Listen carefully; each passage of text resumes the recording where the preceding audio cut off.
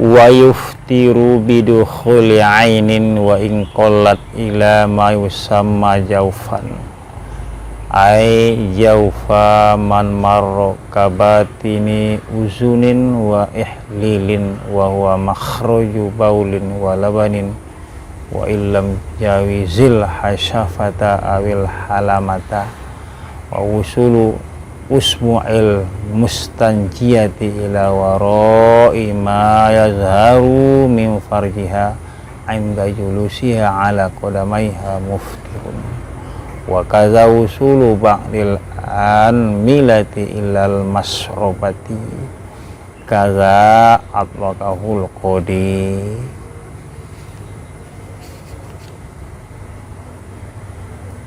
Dan membatalkan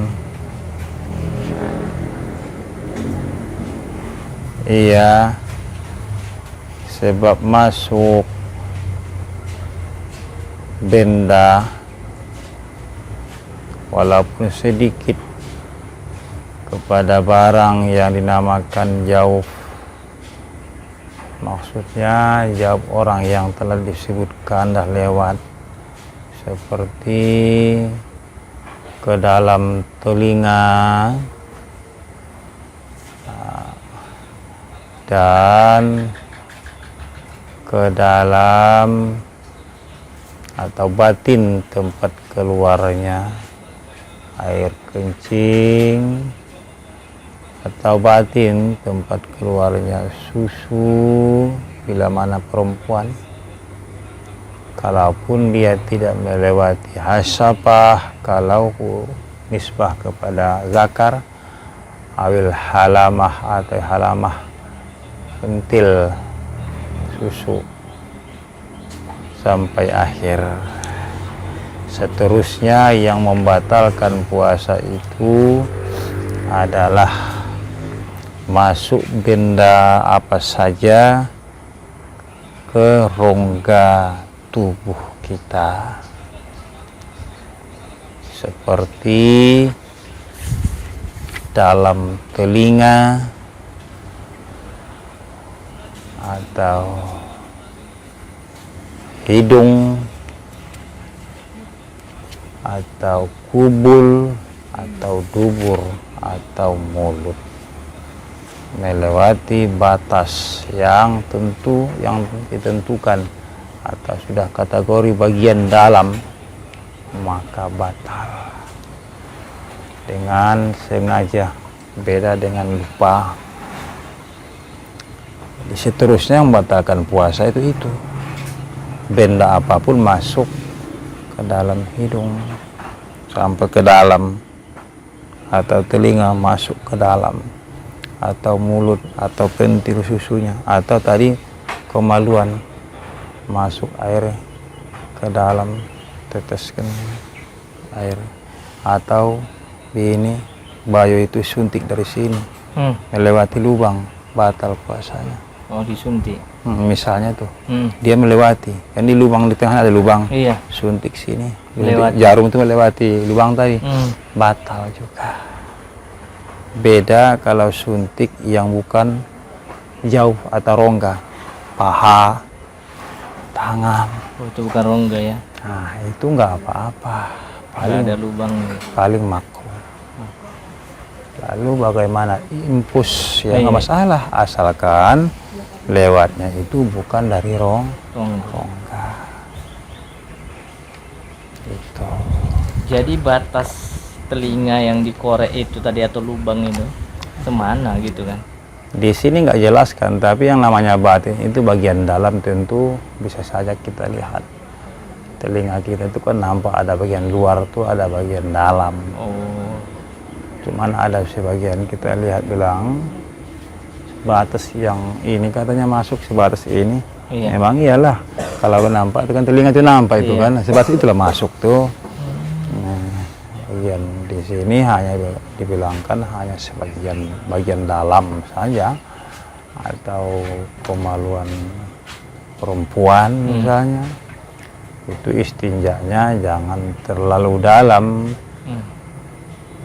lewat 2 cm ke dalam itu batal. Kalau di sini dijelaskannya tadi, bila mana misalnya perempuan itu duduk, ya kan, dia duduk di antara kedua kakinya seperti duduk jongkok orang yang buang air kecil. Maaf saya dulu kalau dia mungkin duduk seperti buang air kecil, itu parjinya itu pasti terbuka, dan sebatas yang nampak itulah zohir namanya.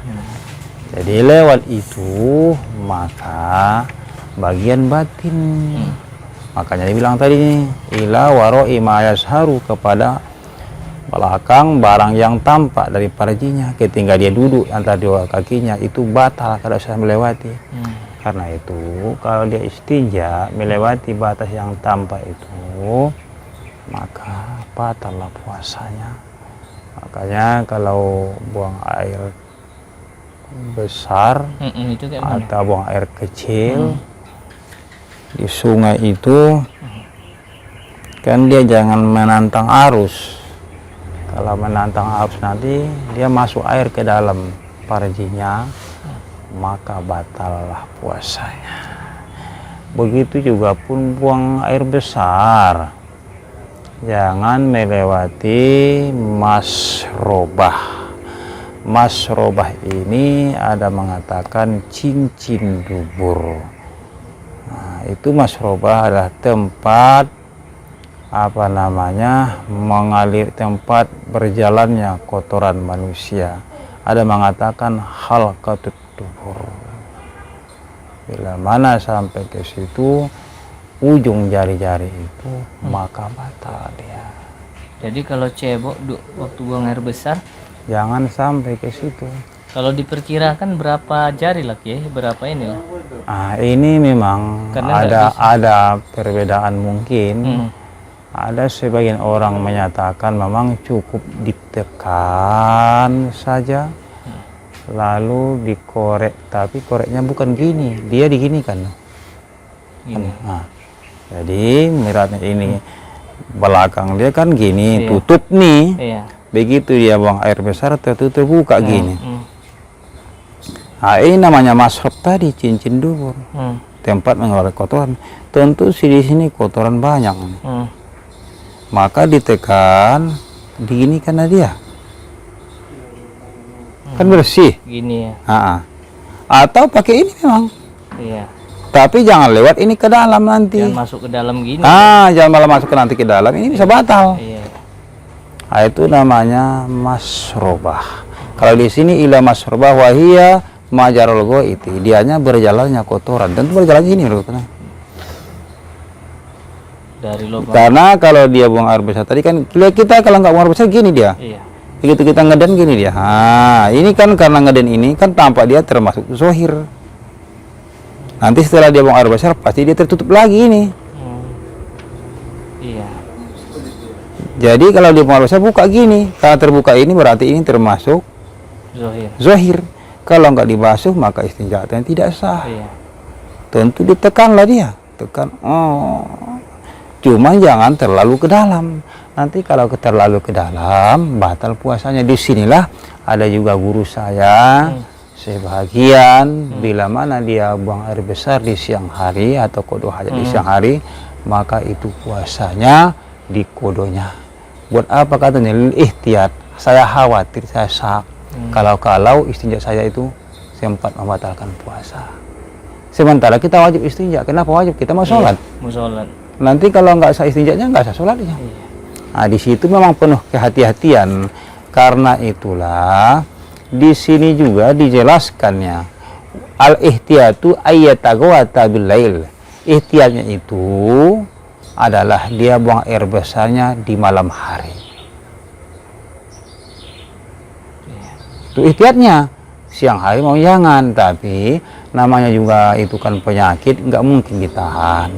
Jadi maksud Syekh Qodi itu menyatakan malam hari itu kodo hajat adalah anna iqahu min khairun minhu min nahar, itu lebih bagus daripada siang hari. Supaya apa? Li alla yasila sayun ila jawfi masyarabatin, supaya tidak sampai sesuatu kepada jauh Jauh. atau rongga masrobah tadi. Kehati-hatian. Lalu bagaimana kalau saya sendiri? Saya sendiri pun kalau buang air besar di siang hari itu karena ihtiyat, biasanya saya kodo setelah setelah Lebaran. Iya, maksudnya Bukan berarti kita mengatakan batal, enggak. Ini tadi karena kehati-hatian, takut batal kalau itu batal puasanya. Karena kalau di kitab ini sudah saya cari, memang karena kurang kitabnya mungkin belum saya temukan. Cuman kalau guru saya pun mengatakan kalau istinja itu ini harus dikorek deh gini. Jadi masuk segini maksudnya kan gini nih, maksudnya kan Iya, gini. iya, gitu, Nah, bukan muter berarti ya. masukkan ke dalam Iya, gini. gitu, Dia kan ini ha pinggirnya. iya. Karena kereput ini ha. Iya. Nah, jadi nanti di sini karena ini kereput ini kan awal dari masrob, itu kan tidak kategori jauh, insya Allah seperti itu dah.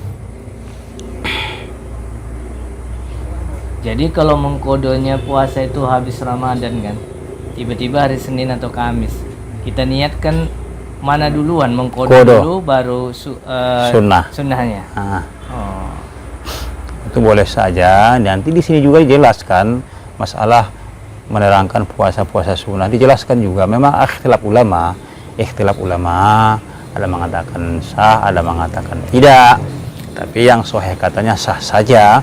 Kalau memang yang wajib itu dibarengi dengan yang sunnah, artinya kita niat puasa mengkodo sekaligus puasa 6 Syawal tuh sah saja katanya. Cuman apa namanya, ganjaran manfaat faedahnya itu tentu beda dengan yang dengan tidak digabungkan gitu. Daripada digabungkan. ganjarannya lebih besar yang tidak digabungkan. Bahkan kalau nanti kita lihat di tengahnya syarahnya ini, syarahnya At-Thalibin yang tidak ada terjemahannya, di situ katanya bila mana kita mengkodo, ada kodoan, maka jangan dulu laksanakan puasa sunnah. Kodo aja dulu. Tapi kita mau puasa 6, nanti kalau kita mengkodo sebulan tuh habis pula, nggak dapat lagi puasa 6. Silakan puasanya di Zulqa'dah, Syawal Zulqa'dah, boleh pindah ke sana. Kodo juga namanya, Syawalnya di kodo. Iya. 6 hari tadi. Gara-gara apa? Karena kita mengkodo di bulan Syawal tadi. Gitu. Makanya di situ pun kalimatnya kan summa. Pokoknya dalam hadis itu digunakan kalimat summa. Maknanya apa summa itu?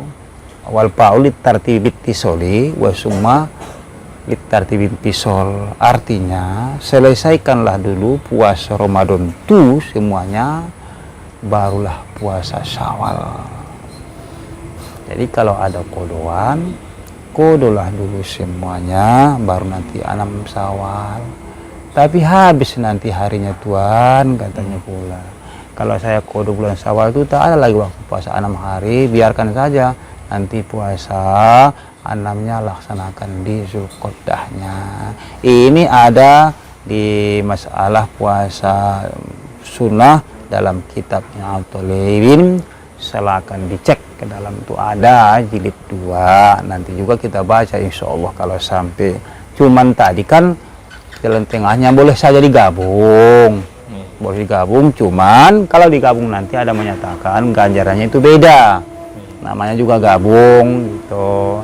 Ada pula menyatakan kalaupun kita puasa yang wajib, lalu kita ingin melaksanakan sunnahnya, cuman karena masih ada yang wajib, tentu kita dahulukan yang wajib. Sementara kita ingin melaksanakan puasa sunnah juga, itu juga terbawa sunnahnya katanya. Jadi banyak versinya gitulah. Banyak versinya, mana saja yang kita ikuti bolehlah. Nah, karena ada kitabnya, nanti kita baca, kita cek insya Allah ya. Iya, Sampai sini dulu. Iya, Nah.